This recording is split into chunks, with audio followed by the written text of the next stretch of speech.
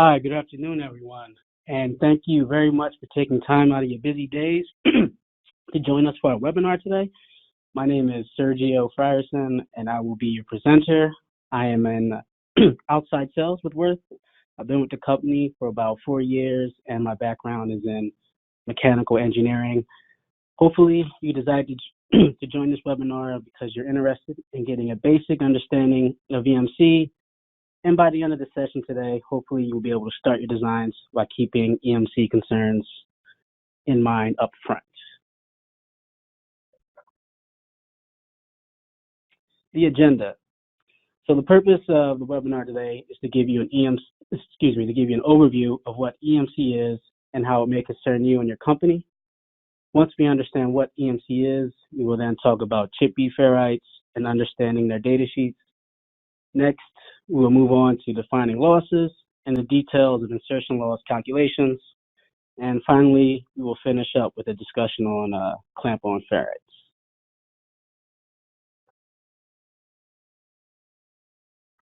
What is EMC? Not to be confused with EMI. Every electronic device emits EMI, or electromagnetic interference. How that affects your device and other electronic devices is where EMC comes in. EMC, or electromagnetic compatibility, is concerned with how well your product interacts with other products within its environment. As you can see from the picture, the world is a busy place and filled with EMI. Your job is to make sure that your device does not cause any unintentional failures to other devices, while at the same time protecting your device from EMI caused by others. In short, in order to be electromagnetically compatible, you need to prevent emissions and have high immunity. Keep this statement in mind as we move forward in this presentation.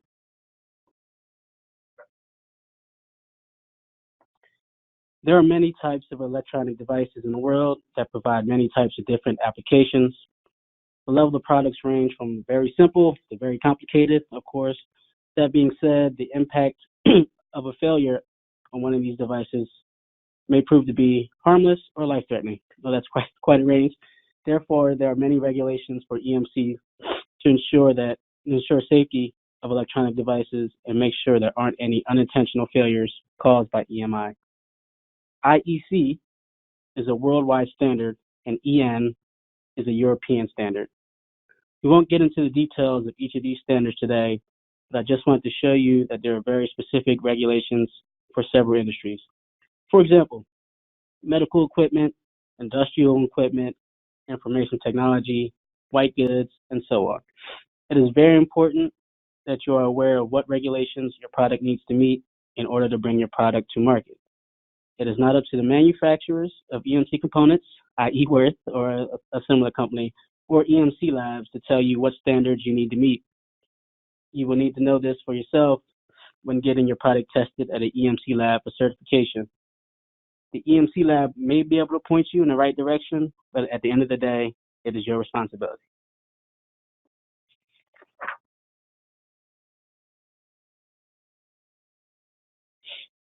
There are a few types of EMI. Understanding these different types will help you identify what issues you may encounter. There is conductive coupling, which is a physical coupling on the path that is formed by a direct contact. An easy example would be a wire or a cable, but keep in mind that this also can occur on traces on PCBs or even in a metal enclosure. There's also radiative coupling that occurs over the air. Every trace on a PCB is a potential antenna and therefore a potential coupling path. Capacitive coupling is specific to an electric field. This occurs when a varying electrical field exists between two adjacent conductors. For instance, when you have two plates with a potential difference separated by any space, essentially what you have is a capacitor. Inductive coupling, which is specific to a magnetic field. This occurs when you have a varying magnetic field between two parallel conductors. This causes parasitic induced voltages. Typically, in high voltage applications, capacitive coupling will dominate, whereas in high current applications, inductive coupling will dominate.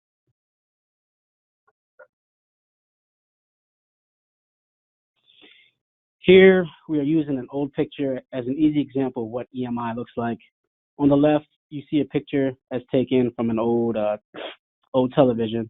Because this old television was not designed with EMI in mind, it is susceptible to failures caused by the environment that it's operating in. The picture on the right shows you the result of the interference. To put this slide into a real-life scenario, you have to envision yourself watching TV. While watching your favorite show, someone has decided to vacuum in the living room. The result of the EMI emitted by the vacuum is the distorted image you see on the right. Luckily, standards have now been put into place to prevent this kind of situation.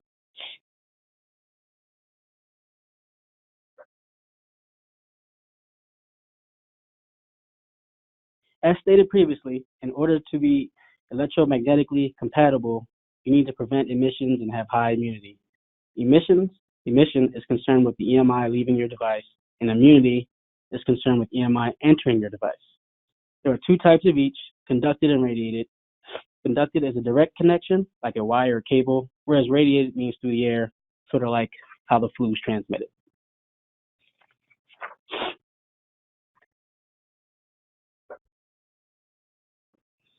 As mentioned previously, there are a number of EMC regulations out there. Two that we run into quite often are CISPR 22 and FCC 15. CISPR 22 tests for conducted noise at 150 kilohertz to 30 megahertz, and it tests for radiated noise at 30 megahertz to 6 gigs. FCC 15 tests for conducted noise at 450 kilohertz to 30 megahertz, and it tests for radiated noise at 30 megahertz to 40 gigs, or the fifth harmonic of the highest frequency. Anything above 10 megahertz is where you should start considering that there is a common mode noise issue. The chances are higher that it is a common mode noise issue above 10 megahertz, but it is not a guarantee. It is possible to have differential mode noise at 10 megahertz and above, but it doesn't happen very, very often.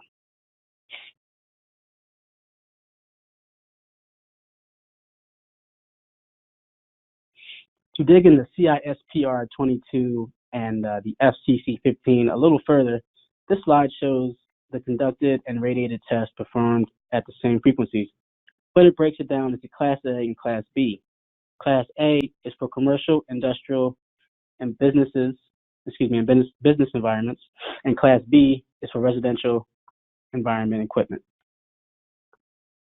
The test for Class A is more stringent because of the environments they will be operating in.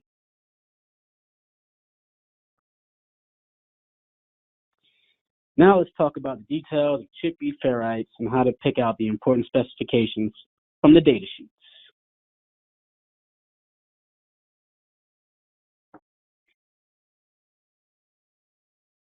We will talk about what chip bead ferrites are, how they work, picking out the right part from data sheets, and how to use them.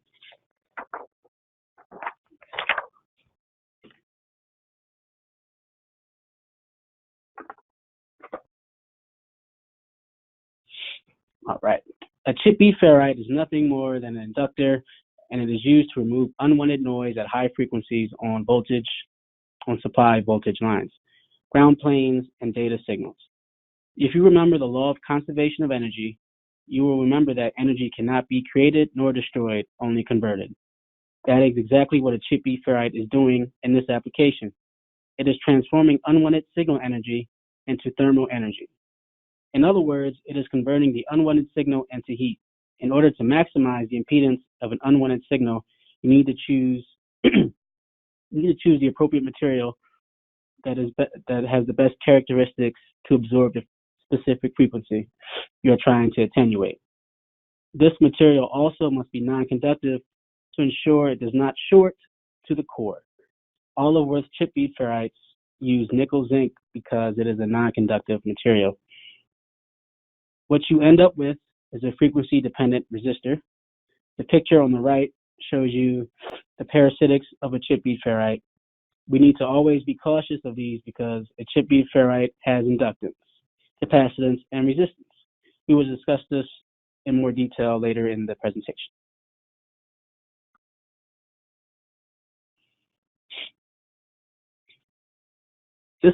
This gives you an X-ray view. This slide gives you an X-ray view of a chip bead ferrite. Keep in mind the windings are not insulated and the core is non-conductive. As you can see, the winding of the high current chip bead ferrite needs to be thicker in order to handle higher currents, and therefore is wound horizontally. The high frequency chip bead ferrite needs to maximize the number of windings, and therefore it utilizes the space it has by being wound vertically. The main point I'm trying to show you is how these two types of chip bead ferrites are manufactured differently to provide their intended end use, i.e. high current or impedances for high frequency.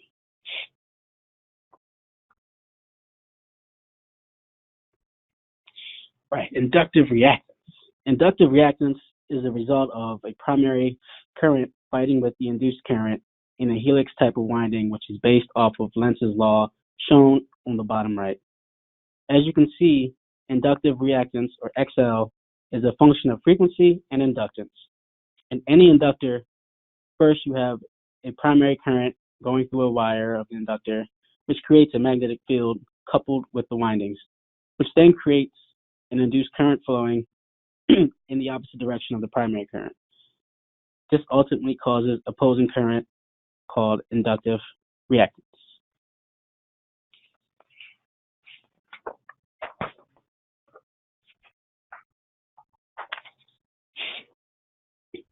As mentioned previously, a chip bead ferrite has inductance, resistance, and capacitance. You can see these characteristics shown in the blue, green, and yellow areas of the graph on the right. This is what you see in typical data sheets of a chip bead ferrite. Three curves are shown. Z is for impedance, XL is the inductive reactance, and R is the resistivity. This is not the DCR, it is resistivity of the part. The crossover frequency is where inductive reactance and the resistivity meet. Shown here as the red and blue dotted lines, shown here as red and blue dotted lines. Below the crossover frequency, the inductive reactance is higher than the resistivity, and therefore the part is better used as an inductor. Above the crossover frequency, you see more resistivity, therefore the part is better used as a filter at those frequencies. Up to the self-resonant frequency, or the SRF frequency is the highest point where there is no inductive reactance, and your impedance and resistivity are at its highest point. The main purpose of a chip bead ferrite is to block unwanted AC noise frequency. Anything over the SRF would become capacitive, which passes AC and blocks DC. Therefore, if you need a filter, you do not want to be in the capacitive region of a chip bead ferrite.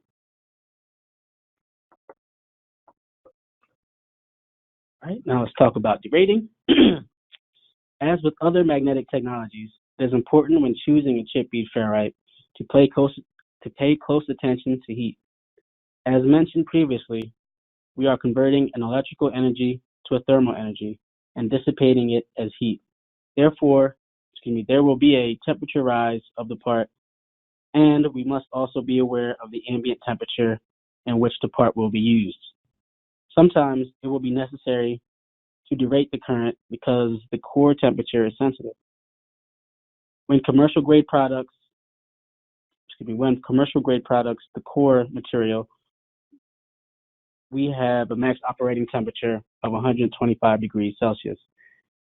Because above 125 degrees Celsius, we come close to the Curie temperature and the permeability drops down to 1.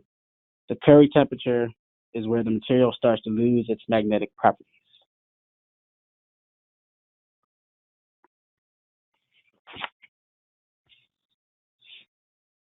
Here is an example of a product that has an ambient temperature above 85 degrees Celsius. We specify on our data sheets a 40-degree temperature rise above ambient when used at 5 amps. Remember that a part is used in an 85-degree ambient temperature with a 40-degree temperature rise. With a 40-degree temperature rise will result in a max operating temperature of 125 degrees C. And we cannot exceed the recommended max operating temperature. In this case, we have an ambient temperature of 105 degrees C. When we add in the 40-degree temperature rise, we would be exceeding the 125-degree max operating temperature. Therefore, we must derate the current of the part. According to the graph shown on the right, we see that at 105 degrees C, we must derate the current by 50%. At 2.5 amps, you get a 20-degree temperature rise above the ambient. The result of an ambient temperature of 105 C and a 20-degree C temperature rise puts us safely in the 125 degrees max operating temperature.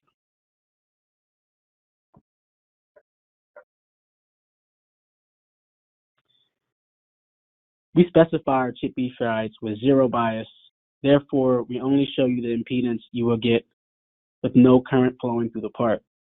For example, this slide shows you 330 ohms of impedance at 0 amps.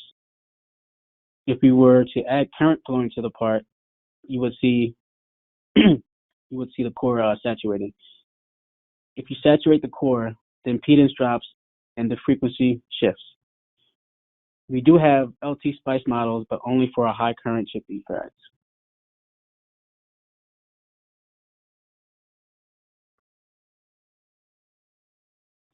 So how do you choose the proper chip B ferrite? The answer is, it depends. Based on your application, you need to take into consideration the frequency, range of the noise, the source of the noise, the amount of attenuation needed, the environmental and electrical parameters of the circuit, and as with everything else, space and cost. It becomes a trade-off between all of these considerations based on the priorities of your situation.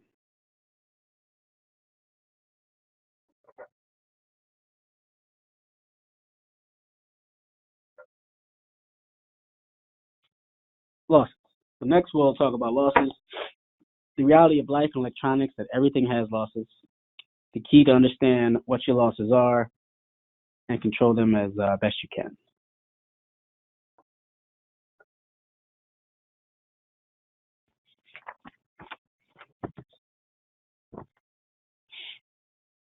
Every core manufacturer specifies mu prime and mu double prime.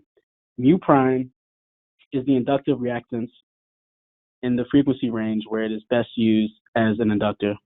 Mu double prime is the resistivity where the part is best used as a filter. The same component can be used for either filtering or inductance depending on the frequency that is used. Refer back to the crossover frequency discussed earlier in order to identify these frequencies.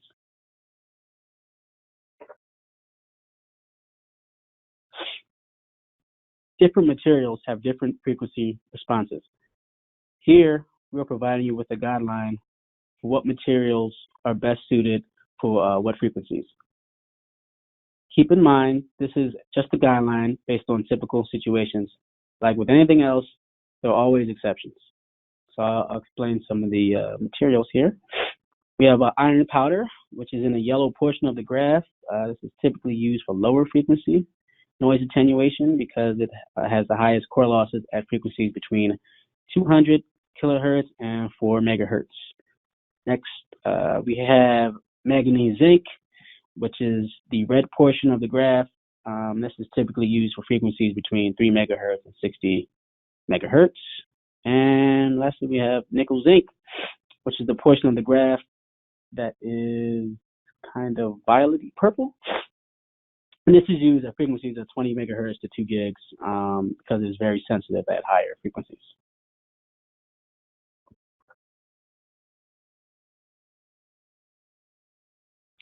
The insertion loss calculations. So if you're the type of person who enjoys performing long mathematical equations, then you are going to enjoy this part of the presentation. If you do not enjoy performing long mathematical equations, you are going to enjoy this part of the presentation even more, because I'm going to share with you some tools we have to make your life a little bit easier when it comes to these calculations.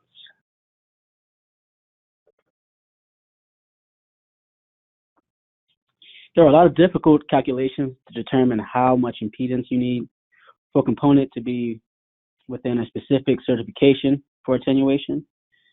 That is represented by the equations here for system attenuation and impedance. And you can see an A and ZF marked on there. Because of the parasitic properties of the component, it becomes very difficult and time-consuming. It becomes a very difficult and time-consuming mathematical challenge.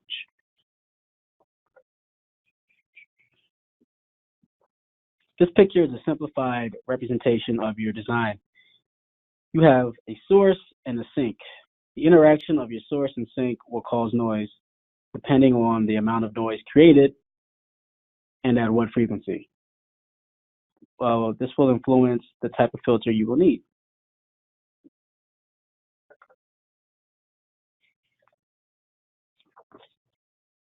If you have the time and are up to the mathematical challenge, feel free to use the previous equations, or you can use this nomogram you see here. As you can see from the legend below, the typical applications are listed as ground planes, supply voltage lines, data signal, clock, video USB, and long data signal cables. The assumed practical system impedance of these applications is shown to the left. Keep in mind that these system impedance values are approximations and not exact representations for all applications. But as you will see, for our purposes, the approximation works just fine and saves you a lot of time. And most importantly, saves us from having to do the painful mathematical equation. How do you know what type of application to use? Well, you know your board.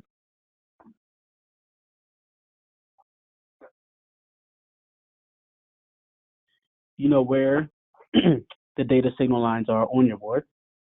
You know where the ground planes are, and you know where the supply voltage lines are.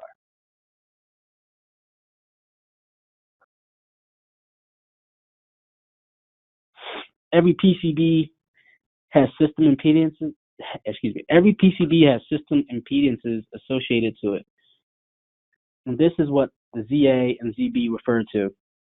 Either source impedance, which is where the interference or emission is coming from, and the load impedance, ZB, is where, ZB, which is where the interference or emissions are traveling to.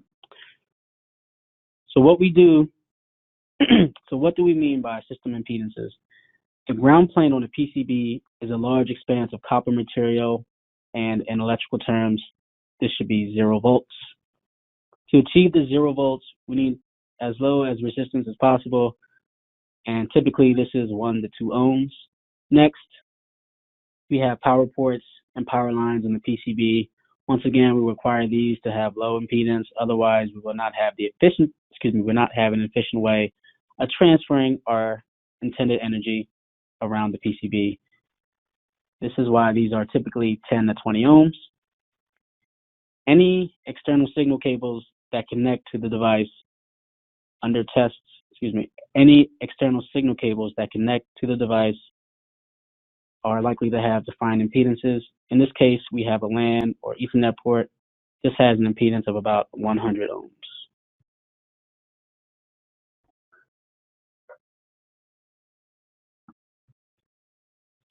For this example, we know that we need 12 dBs of attenuation at 125 megahertz. We know that the application is a powering cable with an impedance, is a power cable with an impedance of 10 ohms. So you can see in the equation for filtering impedance, ZF, we can plug in these values and the result is a filter impedance of 59.6 ohms.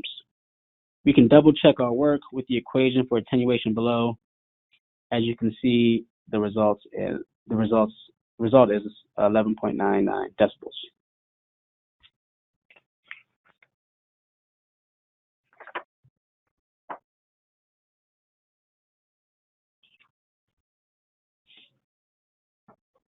If you have the same scenario, but this time you use a nomogram, you will find that you will quickly come to the same conclusion without doing any of the mathematical equations. Keep in mind that the frequency is built into the impedance, and therefore you don't have to use the frequency when using a nomogram. You know you need 12 decibels of attenuation. You know that it is a power cable with an impedance of 10 ohms. Therefore, use the solid black line for the supply voltage line applications. Follow it until it reaches 12 decibels. And you will find your result at 60 ohms of impedance. Nomograms are provided in our catalog and on our website.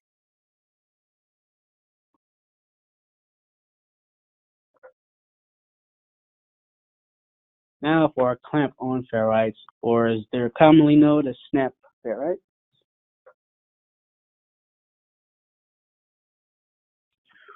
We make our clamp-on ferrites with two different materials, manganese zinc and nickel zinc. This slide provides a guideline for which material to use depending on which situation you are in.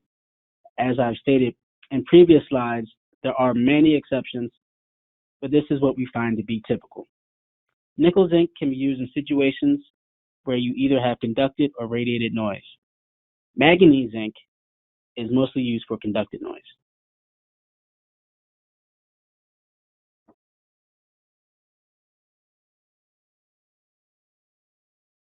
Are you dealing with common mode noise or differential mode noise? Here's a quick trick to get you headed in the right direction. It's not 100% accurate, but it will help you start the process of elimination. Similar to a doctor prescribing antibiotics without knowing if you have a bacterial infection or a virus, he prescribes the antibiotics knowing if it is a bacterial infection, the medication will work and the problem should be solved. If the medication does not work, then at least he knows he is dealing with a virus. In our case, if you simply apply a clamp-on ferrite into the cable on both lines, VCC and ground, if the noise is reduced or the immunity is increased, then you know you are experiencing a common mode problem. If there is no effect, then you have a differential mode problem.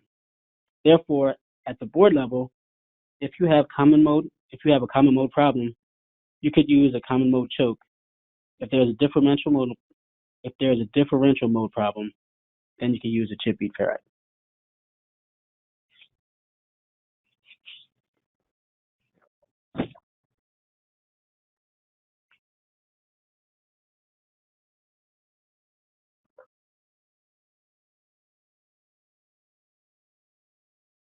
Sorry, I wasn't clicking the the clicker as I was going through that. So hopefully it makes a little more sense now. There we go. So here's a visual representation of how a common mode choke works. See if I can get this to.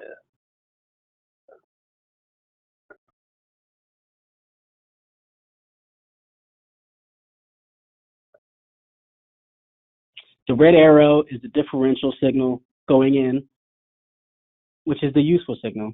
It creates a magnetic field inside the core going in one direction according to the right-hand rule. The differential signal then has to go back to the source, which creates another magnetic field according to the right-hand rule. These two signals cancel each other out. The animated crash is giving you a visual representation of this cancellation. The common mode noise will create a magnetic flux inside the core that are in the same direction, as shown here by the blue arrows.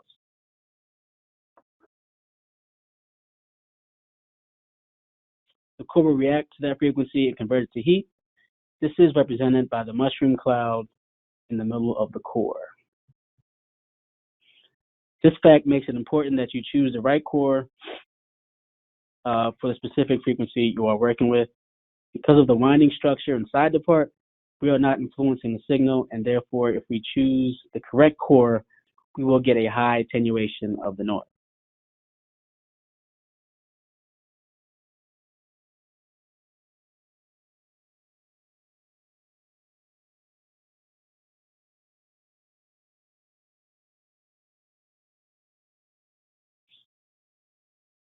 Skip the slide there. 35. This is a visual noise representation. Here we have a visual representation of what the differential mode magnetic flux lines actually look like. You can see that there's a constant struggle in the opposite directions, which in the end, as we mentioned, cancel each other out.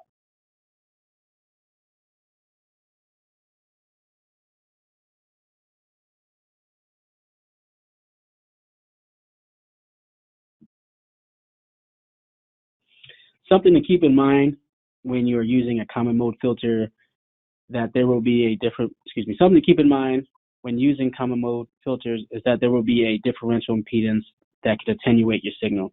As shown in the graph above, the blue line represents the common mode impedance, and the red dotted line shows the differential impedance.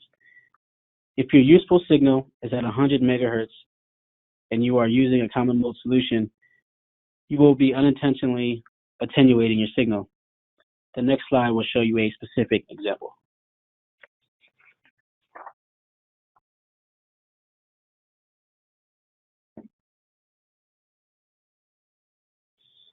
The blue line represents your common mode impedance, and the red dotted line once again shows your differential mode your differential mode impedance. Your useful signal is the thick black line at 4 megs. As you can see, you are making good use of the common mode choke because it has a high common mode noise impedance at 4 megahertz and a low differential mode impedance. Therefore, the impact on your useful signal is kept to a minimum. Our data sheets will show you both common mode impedance and differential mode impedance for that part.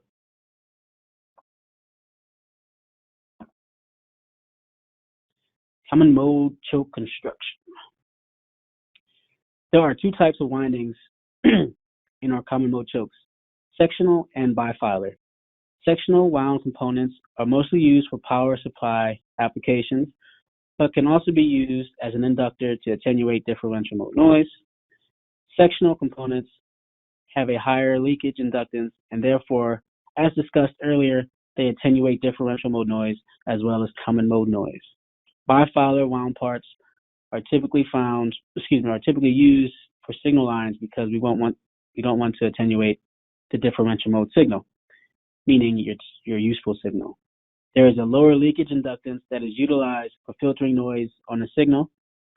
It is important to know that where the differential mode noise impedance is, and to be aware of your differential mode signal. Common mode noise can be solved with a sectional or bifilar wound part, and the way it attenuates the noise is very similar. In contrast, there's a big difference if you are using a sectional or bifilar part to attenuate differential mode noise.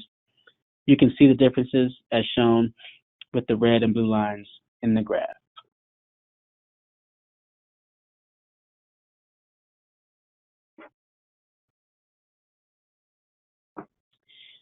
Now, we will take what we just learned about common mode chokes and apply them to clamp-on ferrites. Clamp-on ferrites are typically used as common mode filters. A single cable goes through the ferrite, but the cable includes two wires, VCC and ground. You can also use a clamp-on ferrite as a differential mode filter, but now you must separate the wires in the cable so that you have a single wire going through a single ferrite. So the type of clamp-on ferrite you should choose will depend on its intended use.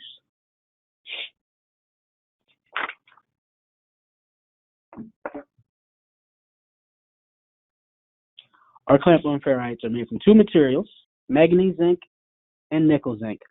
The blue line represents the nickel zinc parts. By adding multiple turns through the ferrite, you are increasing the impedance, but you are also shifting the frequency range because you are adding capacitance.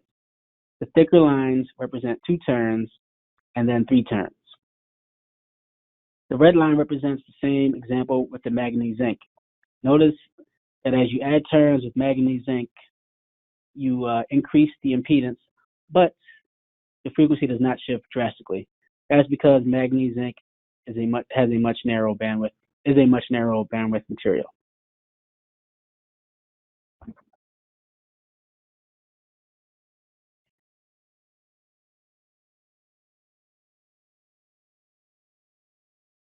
So here are the lines that I was talking about. Sorry I didn't click as I was talking there. So hopefully it makes a little more sense now.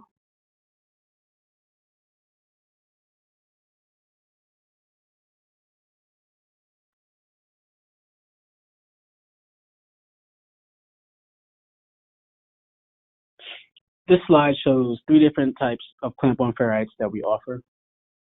The FIX-LFS, or low frequency suppression, that's what LFS stands for, is made of manganese zinc and therefore used for low frequency noise attenuation.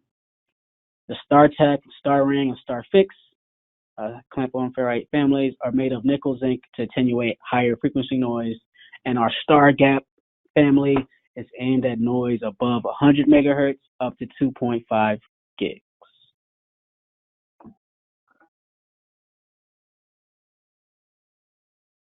Hopefully, by this point of the hopefully at this point in the presentation, you've gained an appreciation of designs for your products with EMI in mind. If you do not, you can find yourself spending thousands of dollars per visit to the EMC lab trying to fix your problem. Or even worse, you can find yourself being fined in amounts of hundreds of thousands of dollars because you're not complying with EMC regulations required by your industry. In summary, using relatively inexpensive EMC components at the beginning of your design can show you a big cost savings by the time you actually get your part to production.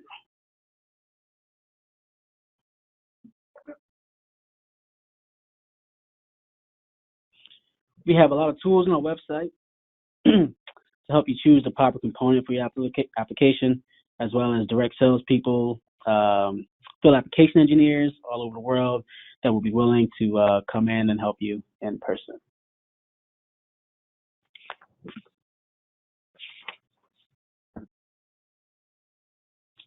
All right, and that concludes our presentation for today. I'd like to thank everybody for their time. Definitely feel free to reach out and connect with us. At this time, I'm willing to take a few questions and answer them to the best of my ability. Please feel free to enter your questions in the chat using the chat button. Okay, I see a question here. How do you decide what is the crossover frequency? And I'm going to refer you to our our email address here, the wesupport@weonline.com, so we can get the right person to reach out to you and get that information. So thank you very much for your question. I see another question here. How do you pick a chip bead for a gate driver loop which has a 0.1 amp peak of current? Another really good question. So we want to get that specific answer over to you. So please shoot us an email at wesupport@we-online.com, and we'll get that answered for you via email. All right, I see we got 2 more questions in. First one. Ferrite bead has an average current of 20 milliamps, but peak of less than an amp, or greater than an amp. How to simulate the saturation? And the second question, of ferrite beads in series or parallel tips. 2 great questions. Please definitely email us at wesupport@we-online.com, and we can get you the specific answers to these guys. Really good questions. I appreciate it. All right, it looks like most of the questions there. I want to remind those 4 or 5 customers that had some questions on chip bead ferrites to please reach out to us at wesupport@we-online.com, and please put the name of your company and what state you're in, so we can make sure we get the the right person over to you. So I see another question here. Do you have any application notes about EMI? Yes, on our website, and we also do offer a book that has about a whole section devoted to application notes. Our trilogy of magnetics, which is available for sale. You can reach out to us on the website. I think the book's around $40 to $50. But if you search that on our website, there should be some good material on there for you. All right, I think I might have said this once or twice before, but please, with any questions, reach out to us at WE support, SUPPORT at we. That's we-online.com. With your questions, put your name, company name, and the state that you're in. So we can get the right person to get the right answers over to you. I want to thank everybody for your time today. My name is Sergio, and everyone have a great day. Thank you very much.